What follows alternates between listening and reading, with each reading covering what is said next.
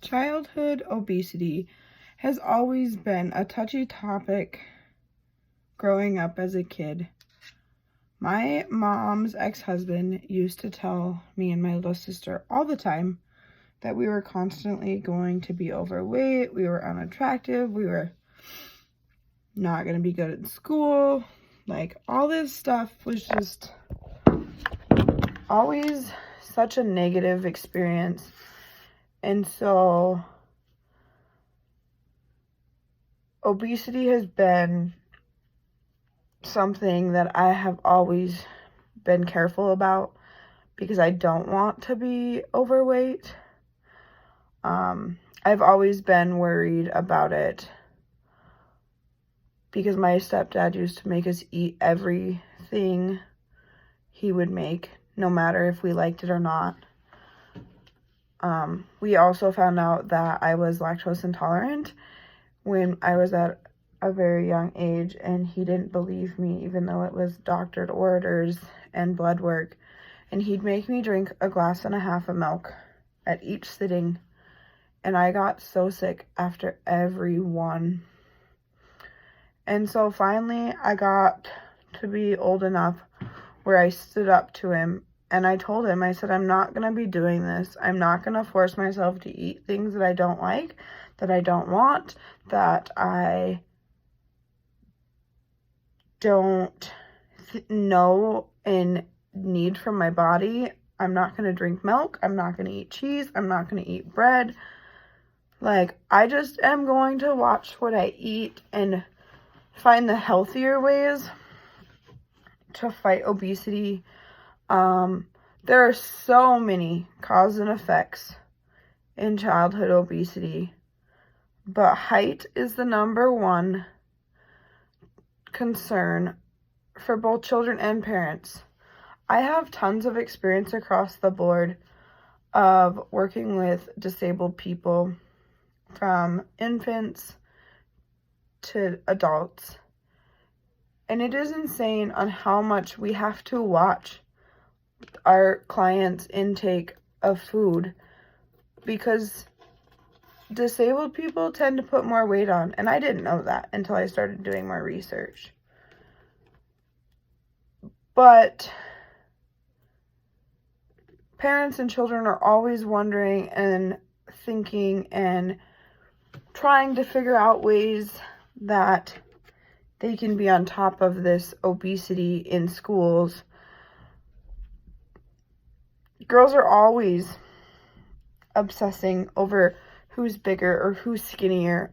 I went to a public school, and let me tell you, some of those girls were awful. They were mean and just not fun to be around. And I've always been a little bit on the heavier side. I'm bigger boned. But over the last 6 or so years, I've lost over 40 pounds. And that's just by eating healthy and cutting out things that I don't need. Obesity is caused by combinations of genetic and environmental factors, some health factors. Some kids, like myself, are genetically inheriting different genes that are related to obesity and bigger boned and stuff like that.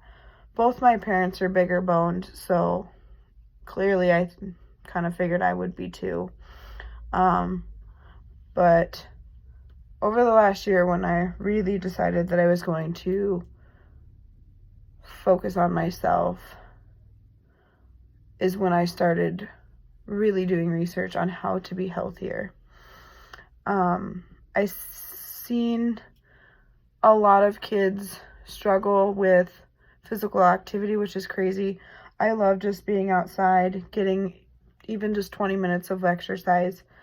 But I also think that it's cool that the kids at school, or kids in public schools or private schools, I'm not quite sure about private schools as I don't work in private settings, but the school I work at, we are finding ways to force fruits and veggies into our kiddos' daily life.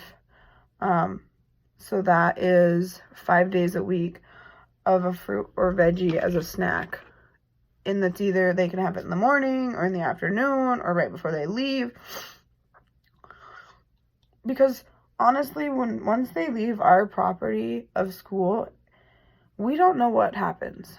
We don't know what the next meal is going to be.